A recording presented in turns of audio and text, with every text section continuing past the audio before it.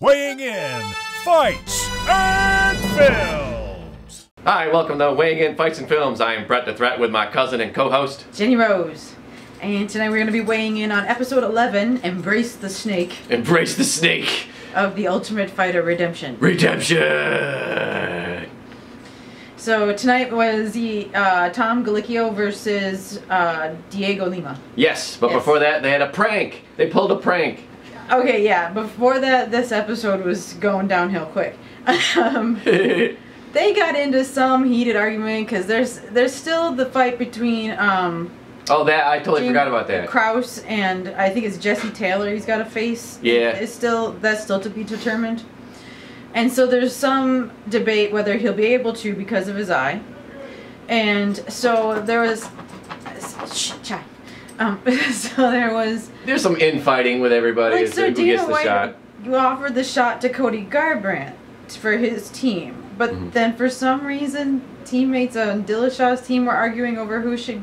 Well, they probably didn't know that it was Garbrandt's decision at that point there, so they probably thought one of them was going to get it. You know what I mean?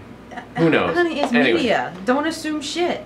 They're going to go with who's going to get the bigger ratings and bigger money. It's nothing personal.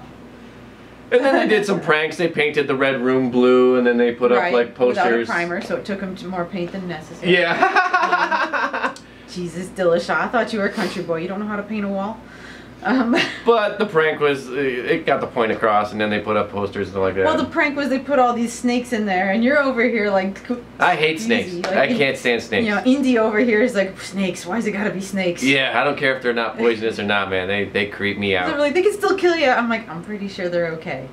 They're not gonna have that boa constrictor is still wrapped around your neck and you're done. Of all the danger on this show, I don't think the snakes are going to be the downfall of these guys.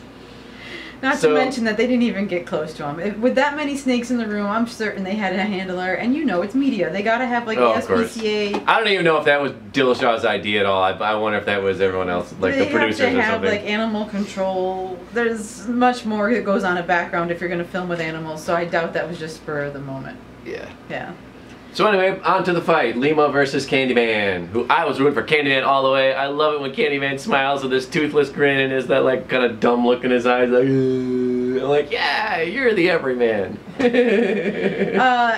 This fight, I feel, you know, I like both guys, but I don't think they're like awesome fighters. Mm-hmm. But I do have to admit that Diego Lima stepped up and showed a better game than what I've seen from him previously. Right. But I think at the same point, is that because he showed a better game, or is it because Tom Galicchio did not? That's a good question. Galicchio was just trying to shoot from miles away. Candyman had no other game plan other than his only one that he always has every fight: take him down, rear naked choke. Well, and then Lima even said right in the beginning, because these are two good guys. They have good sportsmanship and everything. So he even said at the beginning that the previous guys, what their problem was that they underestimated Candyman. Mm-hmm. And he wasn't going to do that. He wasn't about to do that. And in this fight, you see that he did not. He did prepare for someone who was going to He maintained his distance very well. He only threw, I think, 2 kicks. Mm-hmm. Or maybe 3. I think maybe 3 kicks the whole fight. Yeah. I think in the last round he threw like another kick just because he was landing so much. Well, but and he was, and by the 3rd round, Galicchio was just morally defeated. Yeah, I would say somewhere in the 2nd, I think he was defeated too. But yeah, no, he started. You could see it in his face where he just was. He checked out, and not from the punches. I mean, those were hard punches. Lima was picking him apart. He was landing those shots. They were landing clean, and especially with that straight right of Lima hand. And he's gonna feel you see his jaw going. He's gonna feel them tomorrow. I don't think it rocked him in the cage tonight. He'll feel them tomorrow. But you can see it on his face, his eyes. His face. He just got demoralized. He got in his own head. Those punches didn't. It wasn't those punches that took him out of the fight. It was his own self-talk starting to be negative in his head. You could see it on his face that he was starting to get defeated and frustrated with trying to get past Lima's reach. He kept shooting from great distances and just couldn't do it. Lima would sprawl on him, and he managed to get 1 takedown. He was in full guard for a long time, and he couldn't do nothing but hit him with cupcake punches, and eventually Lima was turning to get out, and I was like, "Oh, take his back, and he didn't. He let Lima stand, and he went for a single and couldn't get that, and then they're back on their feet again. I have to say, like, Lima was very nice. There was plenty of opportunity for Lima to take shots that he did not take. Yeah. Well, yeah, they're friends, so he. Way to show restraint, because if someone really wanted to, they could have. Looking at that fight, Lima could have TKO'd him because he had him against the cage a couple of times, especially when he took him down at the end of the third round. Yeah. You could see he had him. Lima had Candyman in full guard, and he's starting to hammer fist his face, and Candyman's not even defending. He's just taking it while the last 3 seconds. There was only 3 seconds. That's not enough time to really decide anything. But give that another like 15 seconds. Or Herb Dean would have called it off for sure, because he wasn't doing anything but taking punches. That's not how the round goes. Why give it another 15? The round's done. But I'm saying he could have TKO'd him with more time. I'm just saying. There isn't more time though, so that's a moot point. However, I don't even think it would have gone to a third round if Lima hadn't grabbed the cage in the second. And good call by Herb Dean. Yeah. Real good call. And impeded the takedown, because it did affect the takedown, which would be what Galicia wants. And needed really. So I kind of thought, even with that point deduction, that Lima, it was like, dude, this is Lima. Yeah, you said it was a 10-8 round. I didn't think it was a 10-8 round. Because those punches were landing clean. They were, but it wasn't like dominating. No, he was dominating. And you not to the point of a 10-8 though. In Tom Galicchio's face in the second round, you could see the dejection, and like his hands weren't down from being tired. His hands were down in defeat. Like you could see he was psychologically broken down in the second. Which is unfortunate, because Candyman was the guy I was rooting for the whole time. Yeah. He just won me over with his attitude and his little candy job. It was fun. That happens.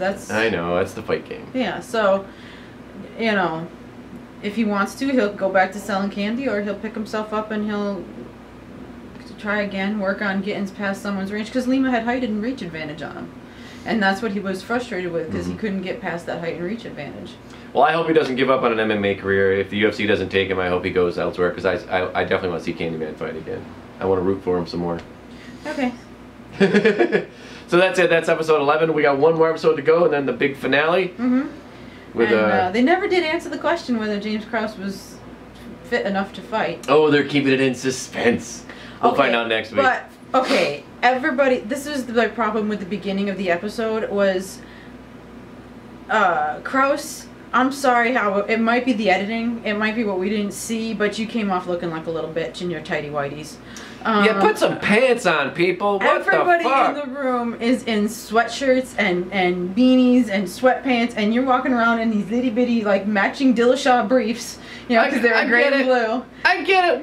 Walk around without your shirt on. That's okay. That's fine. You want to show off your body, whatever. I mean, just put some pants on. Yeah. Walk around in your tidy whities. Well, his tidy blueies. Grays. They were gray with tidy grays, whatever. They were Team Dillashaw underpants. I didn't know they had such a thing.